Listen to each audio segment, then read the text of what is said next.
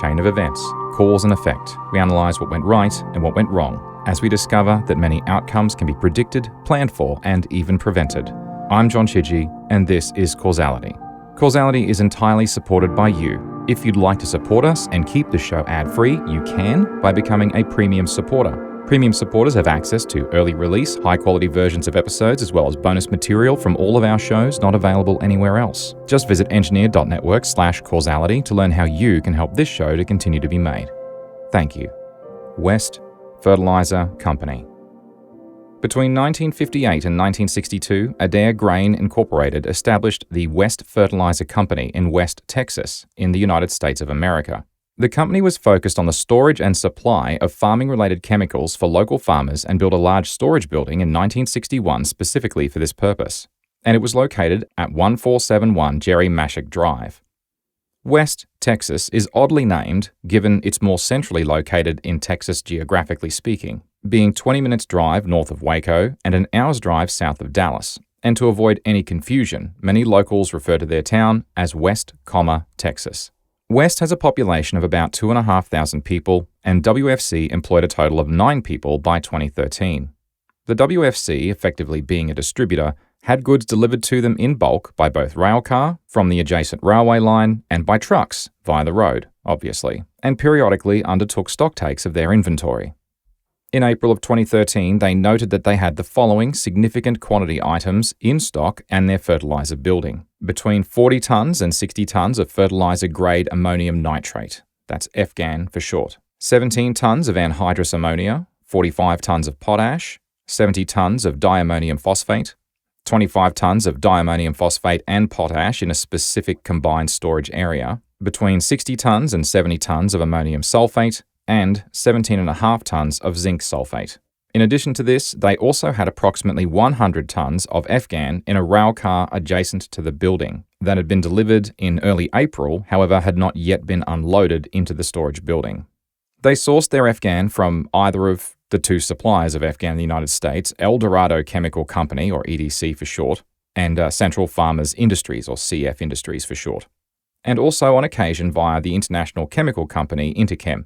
The building was constructed progressively over the years, with the fertilizer building consisting of a wooden frame on a concrete slab floor, and the seed room that was built in the early 1980s using wooden rafters with a plywood layer, then asphalt shingles on top. There was a channel in the building that was used to collect fertilizer slurry waste. FGAN was stored in 2 plywood bins along the western wall of the fertilizer building, as well as a primary bin in the northern end of the building. The western wall bins were constructed of 3 10-foot-high plywood walls with an open front. However, the primary bin was just plywood attached to interior beams with a wooden support structure and metal support rods on some sides, and was about 2.4 meters wide by 6 meters long by 9 meters high, or, that is, 8 feet wide by 20 feet long by 30 feet high, with a large hinged door covering the southern end of the bin. There were also holes cut in the bin for circulation and overflow into an adjacent catch bin in the event that it had been overfilled.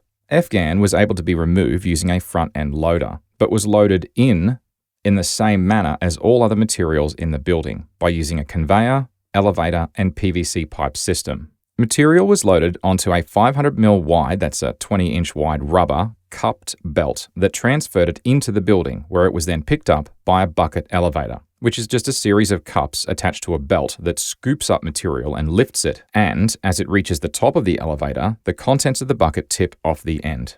The elevator deposited the material at the highest point in the structure, the cupola, and from there it could be directed using a series of PVC pipes into some bins directly or onto a horizontal belt conveyor to direct it to other bins. To control moisture loss in wet or humid weather, since FGAN readily absorbs moisture and dissolves, which wastes product, WFC installed and generally ran air conditioning in the primary FGAN bin area. With that background, let's talk about the incident itself. In the early evening hours of Wednesday, the 17th of April 2013, at approximately 7:29 p.m. local time, several citizens of West, Texas reported smoke and signs of a fire coming from the West Fertilizer Company facility and called 911. A police officer that was on patrol at about that time was stopped by a local resident informing them of the smoke coming from the facility. By the time the officer arrived at the facility, flames were now clearly visible through the wall, and they extended from the lower level to the upper level of the northeast corner of the two-story fertilizer storage building. At approximately 7:35 p.m., the first firefighters were dispatched, ultimately with 3 fire engines and a water truck initially, but by then, the flames had already progressed towards the southern end of the facility. About 13 minutes after the first report of smoke, flames were now coming out of the cupola above the fertilizer storage building, as well as out of the doorway on the northeast corner. At exactly 7:50 p.m. and 38 seconds, the Afghan exploded, as noted on a near seismography station, but the shock wave was detected up to 580 kilometers or 360 miles away. The estimated force of the explosion was 12.5 tons of TNT, causing a ground wave measuring 2.1 on the Richter scale. At approximately 8:15 p.m., additional volunteer firefighters from neighboring cities were dispatched to assist, but the damage was done. 15 people died as a result of the explosion, and over 260 people were injured. The majority of those killed were at the facility. 12 in total that were at the scene, 10 of them were firefighters, the other 2 were members of the public that were just trying to help, as well as 3 other members of the public that were off-site.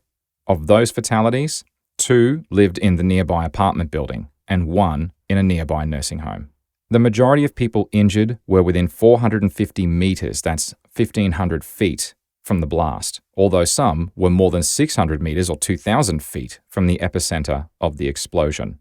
The WFC facility was completely destroyed, and the shock wave from the blast caused significant damage to the surrounding area. It blew over the Afghan-loaded rail car. However, fortunately, it itself did not also explode.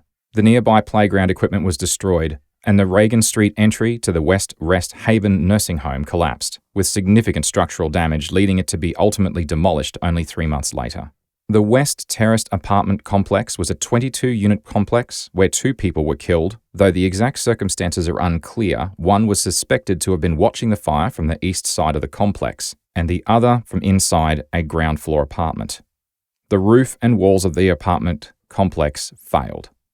The explosion had created a 28-meter or 93-foot wide crater that was nearly 4 meters deep, or 12 feet deep at its deepest point.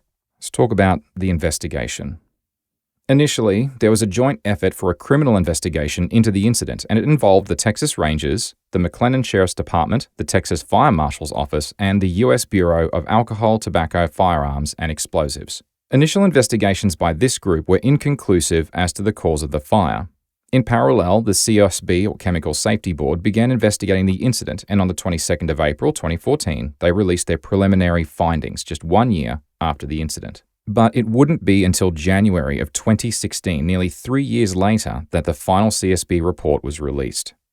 One of the speculative items that was considered in the official report was a projection of potential fatalities based on the time of day. Being at night, the playground was empty, and so were all the schools. Had the incident occurred during daylight hours on a school day, they estimated that nearly 1,500 children and nearly 200 staff would have been exposed to the blast wave. The West Intermediate School had doors blown off their hinges and across hallways. Glass windows were shattered, with a 3-inch long shard of glass found embedded in the wall of a classroom. Ceiling tiles collapsed throughout the complex, with the northern section of the gymnasium roof partially collapsing. Interestingly, on the 11th of May 2016, the ATF publicly announced they believed the fire that led to the explosion had been deliberately lit and offered a $50,000 reward for information leading to an arrest. Many experts disputed their finding, as the lack of evidence made such a definitive determination to be impossible, and to date, no reward has been claimed. So what went wrong? There are several elements to consider, and I'll cover 3 of them in turn. Storage of Afghan, fire suppression, and the cause of the Afghan explosion. Let's start with storage. At the time it was built, up to the time of the incident, there were no United States standards that specifically called out the kinds of storage bins that should be used for storing Afghan. In the United Kingdom, the Health and Safety Executive states that Afghan storage, and I quote, should be constructed of a material that does not burn, preferably concrete, end quote. Also, anything in the structure surrounding it, above it, should be of materials that can't contaminate the ammonium nitrate. More on that in a minute. About fire detection and suppression, The WFC facility had no fire detection system. It had, therefore, no fire suppression system either. You can't know to suppress something if you're not detecting it first. And it didn't have these things because no regulations at that point required it to. Many facilities like it throughout the United States had outfitted these systems out of an abundance of caution. However, not always, and not in this case. That's why regulations matter.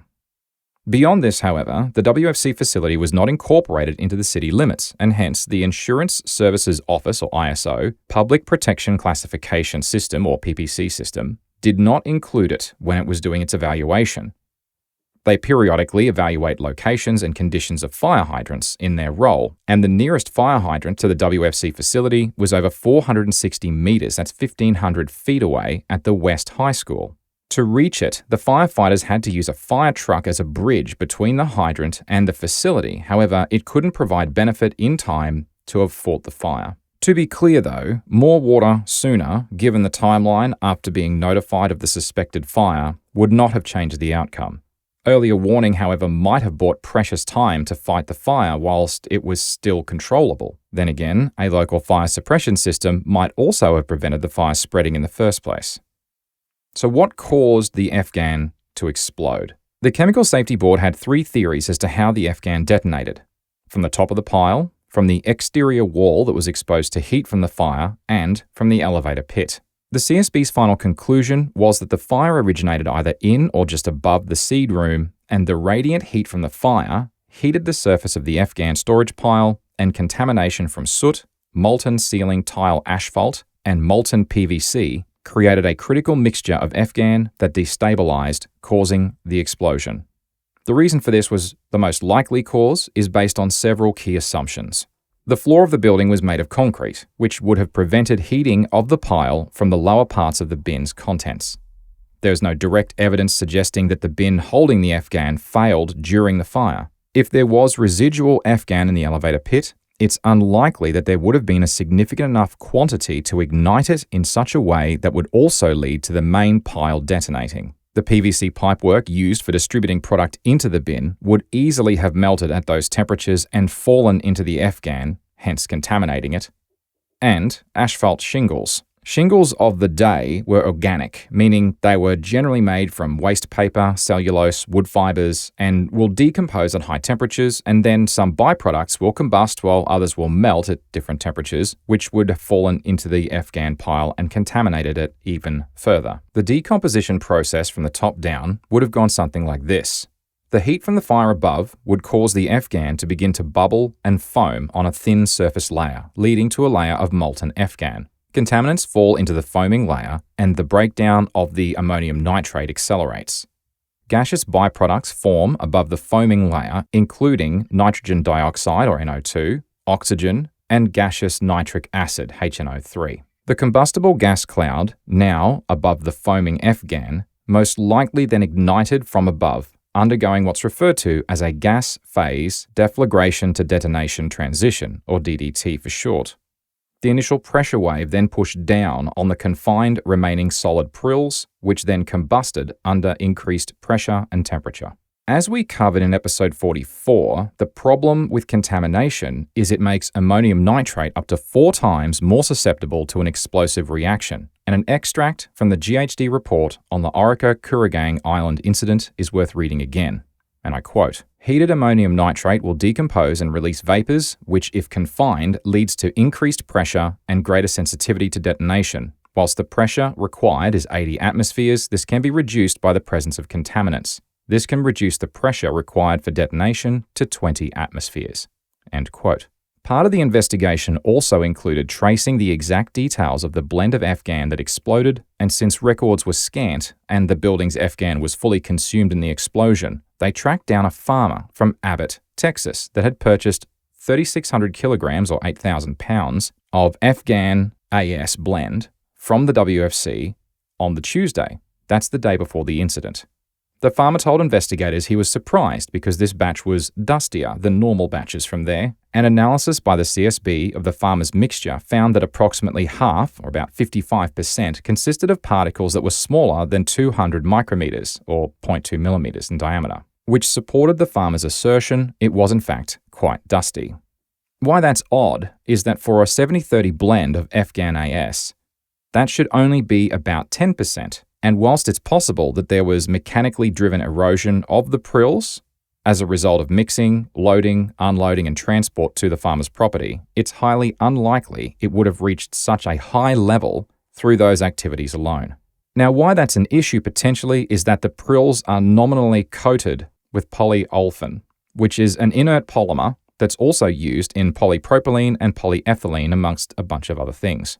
The dust suggests that much of that may have worn off the prills, and that was then exposing the ammonium nitrate to atmosphere far more readily, allowing easier contamination. Samples taken from the rail car that survived the blast, albeit on its side, and from the farmer's property, when viewed under a 20x magnification, clearly show the deterioration of the Afghan blend. Additionally, based on the farmer's sample, the CSB were unable to conclude which or how much of each of the Afghan at WFC was from CF Industries or EDC, and hence were unable to trace when it was delivered, made, or anything else due to the manner in which the records were kept and blending on site was taking place. So what do we learn from all of this? There are many points I could cover here, but I'll stick to town planning and Afghan regulations, at least in the United States. So for town planning, the West Middle School was built in 1923, and it's located about 610 metres or 2,000 feet approximately southwest of the WFC site. Clearly, it was either an accepted risk at the time of construction or it wasn't considered at all. The West Intermediate School, or WIS, was built in the mid-1980s and is located 170 metres or 552 feet southwest from the now constructed WFC site. The West High School, or WHS, was built in the year 2000, 385 metres or 1,263 feet southeast of the WFC site. Now, if the schools weren't enough cause for concern, there was a playground literally across the road, and a block away, apartment buildings as well, and a nursing home. So how were they allowed to build near that kind of a storage facility? Ultimately, the WFC wasn't at fault in this regard, since it was built there in the time where it was surrounded by open fields and there were no zoning regulations. The city grandfathered in at the WFC's facility as zoning regulations were progressively introduced in subsequent decades. Although I couldn't get a copy of the city ordinances of the time, the CSB report mentions that the WFC was grandfathered in. In Texas, individual municipalities are granted the authority to regulate how private land is allocated for use, and this includes the location of hazardous facilities and the storage and use of hazardous substances. The City of West had zoned all property within the city limits to be used for residential purposes only, but properties that had been used for commercial purposes prior to 1987 were allowed to remain commercial, with only new commercial applications then subject to zoning approvals. Hence, the WFC was considered commercial, and since it was built long before 1987, it was never reassessed. And under ordinances, you could build whatever you wanted right next to it. Any ordinances made or changed by the city weren't subject to any oversight at the state or federal level either.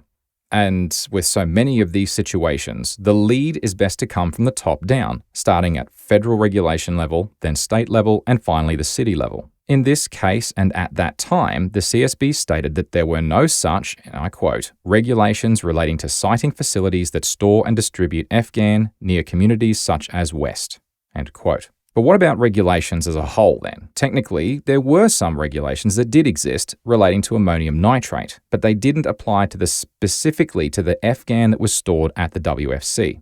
For example, the Bureau of Alcohol, Tobacco, Firearms and Explosives, or ATF, the U.S. Department of Housing and Urban Development, HUD for short, the Pipeline and Hazardous Materials Safety Administration, PHMSA, the Occupational Safety and Health Administration, OSHA, and the Environmental Protection Agency, or EPA, all have either regulations or recommendations relating to the storage location of explosives, reactive materials, and in this case, oxidizing chemicals like Afghan, just not this specific Afghan. In terms of examples of how this has been addressed outside of the United States, here in Australia, and specifically Western Australia, it's cited by the CSB in their formal report, with them calling it, and I quote, an insightful and sophisticated approach, end quote.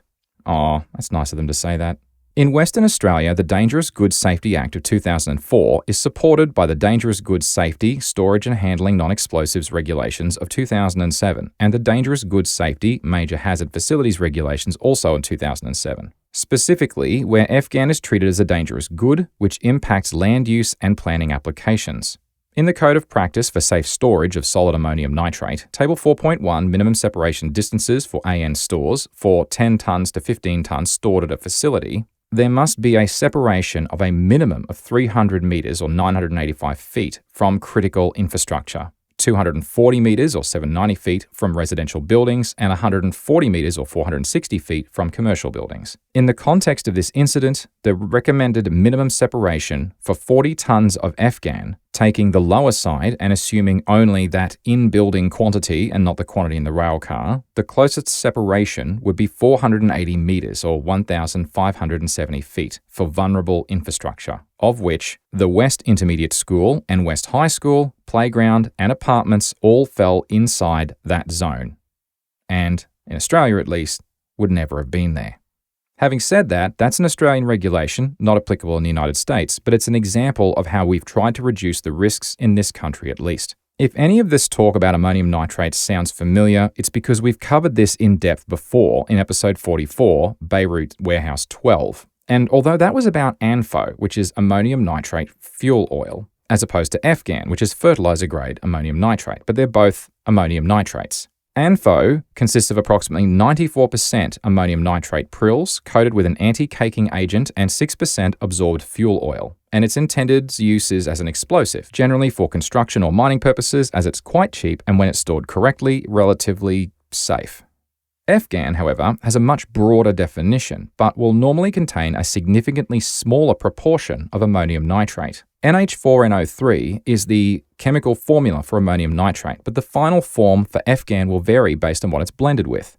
Generally, FGAN will contain somewhere between 20% and 80% ammonium nitrate prills that are then coated with an anti-caking agent, with the remainder consisting of various other components like potash, phosphates, calcates, and so on. The United States Department of Homeland Security considers FGAN to be a chemical of interest, and it's listed in the Chemical Facility Anti-Terrorism Standards, or CFATS. In that standard, it's defined as solid AN with a minimum concentration of 33% or greater and a nitrogen concentration of 23% or greater. In the United States, there are some regulations and guidance on storage of ammonium nitrate. For example, the Chemical Advisory Safe Storage, Handling and Management of Ammonium Nitrate from the Environmental Protection Agency states, protect piles of ammonium nitrate from absorbing moisture from humid air by covering them with water-impermeable sheeting or by using air conditioning. I guess that's good, because they were using air conditioning. I guess that's something. The point is that there was some regulation in the United States, but it didn't include enough about how to store FGAN of this type safely.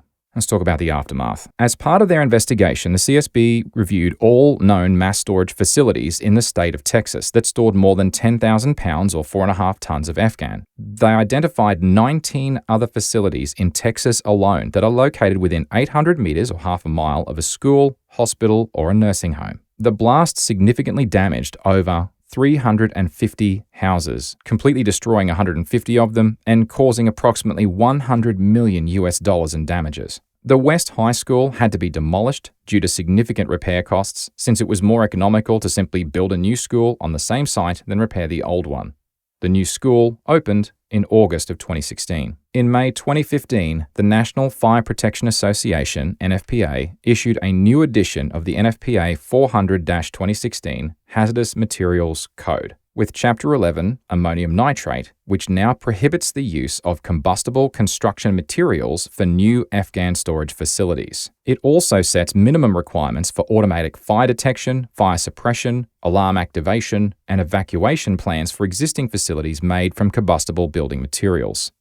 In addition, Chemical Advisory, Safe Storage, Handling and Management of Solid Ammonium Nitrate Prills, EPA 550 F15001, was released in June, which summarized many of the key points from the previous document, including guidance on avoiding contamination, avoiding chlorides, like PVC, and many other recommendations as well. Multiple lawsuits were filed against Adair Grain Incorporated And on the 11th of October 2015, one day before jury selection was scheduled to commence, the parties received a partial settlement for one of the lawsuits that was filed on behalf of the families of 3 civilians that were killed. $118,300 in fines were imposed upon West Fertilizer Company for violating rules about their handling of hazardous materials. In 2018, the West City Council approved $10.44 million in multiple settlements, which includes funds for damages not covered by insurance, amongst many other things. The lawsuit was filed on behalf of the City of West against CF Industries, Eldorado Chemical Company, Interchem, and Adair Grain, in which they claimed that they were, and I quote, negligent in the selling or distributing the ammonium nitrate-based fertilizer, and also that they failed to properly warn of the dangers associated with the handling and storage of the product and should have never sold the product to West Fertilizer, end quote. In 2019, the City of West opened the Fallen Heroes Memorial Park for the 15 people that were killed in the incident. The memorial is located about 100 yards from where the fertilizer plant used to be. It was built almost entirely out of donations for a cost of approximately $300,000. So what do we conclude from all of this? Fertilizer is an essential part of modern farming, and it's not going away. Given that that's the case, we need to be sure that it's handled and stored properly. It's good to see the regulations have been improved following this incident and that the CSB have identified other high-risk sites in Texas, but there are a lot of other states to look at. I couldn't find anything definitive on whether that has happened or is happening. I can only hope that it is. The dangers of grandfathering once again demonstrates issues as a practice. When we learn that a practice is dangerous or carries a risk, we have to be prepared to spend the money and make it right. Otherwise, the learnings are meaningless. What do I mean by that? Well, when they updated the City of West's ordinances, they should have reassessed everything against them, and had they done that, the facility probably would have been flagged as being too close to residences. Then what? Option A, move people out of the schools and build whole new schools? Probably not. Option B, shut down the WFC in that location and move them somewhere further out where it's safer, remediate the property and use it for something else. Of course, that would have cost the city money in compensating WFC in whole or in part for the move. But if you look at the cost of the incident in terms of the financial losses after the fact, with lawsuits and reconstruction costs, that upfront relocation expense would have easily paid for itself. But that's just the money. Let's not forget the fact that 15 people were killed, and you could have saved some of their lives, at least 3 of them. In that hypothetical scenario, move the whole plant further out, exactly as it was, completely unchanged. The firefighters would have had further to travel, delaying their response, but ultimately probably still would have died. So you have to look at the real lesson, has to be fire suppression and proper storage, and for that at least, the regulations have improved following this incident. But circling back to the cost of moving the facility, rather than grandfathering in like they did, you might ask, but who would have put money down to pay for that sort of thing? Well, a mining company whose site I visited applied updated regulations and learnings based on an explosion risk at other facilities. They applied this at their plant and identified that the control room at their plant that was regularly used was actually inside the redrawn blast radius. So what did they do? They stumped up the cash, they built a new control room that was located outside of the danger zone. So, you might say, well, they're a mining company, so they had the money to do that. But I hate to break it to you, they really didn't have the money, certainly not just lying around. The difference is that they understood the risk and they did something about it. Now, I'm honestly not sure if the city truly understood the risk. If they did understand the risk, then why didn't they do something about it? I'll let you draw your own conclusions on that one. If you're enjoying Causality and you'd like to support us and keep the show ad-free, you can by becoming a premium supporter. We have support options via Patreon, Apple Podcasts, and YouTube memberships as well. Just visit engineer.network/causality to learn how you can help this show to continue to be made. Thank you.